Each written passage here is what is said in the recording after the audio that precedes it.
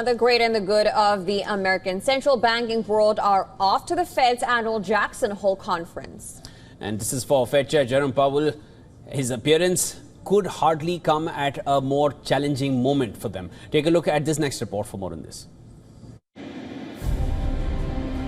The much-awaited Alaska meeting is done, and now there is more uncertainty about what is next than there was before the summit. As US President Donald Trump kicks the can down the road once again, American central banking officials are off to the Fed's annual Jackson Hole conference.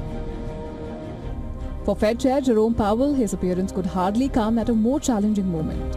The embattled Fed boss faces key questions as financial markets brace for another fiery week to come. The Fed Chair is already on the back foot, with his boss breathing down his neck. He needs to answer whether tariffs are having any impact on inflation. Is the job market really not getting any better? And the most important one, how divisive will the September meeting be? The Fed worries that tariffs will fuel a long-lasting bout of inflation. But the latest data raised a simpler question. Is there any sign that tariffs are lifting prices in the first place? Core inflation rose faster on a monthly basis, but not due to tariffs. Excluding cars, goods inflation was milder than it was in the prior months.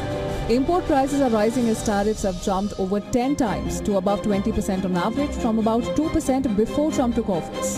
While corporates are absorbing some of that, eventually someone has to pay, and usually it is the final consumer. Separately, it was only 2 weeks ago that Powell said he doesn't think the jobs market is getting any better. And then barely 48 hours later, big downward revisions to payroll suggested that the jobs market was weakening in fact. That data also showed the US economy was potentially flirting with recession. Powell's tug of war with the White House over Fed independence will be key as well. September's meeting is likely to be explosive, and investors will focus on what Powell has to say on rate cuts. A 0.25% September rate cut is fully priced by financial markets.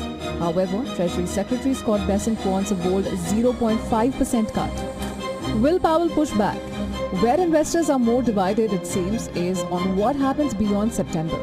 There are many analysts also looking for a slightly more rapid string of cuts than market currently expect. And what will Powell say on that will take the center stage as the macro calendar in the US is relatively light. Business Bureau, WION World is One.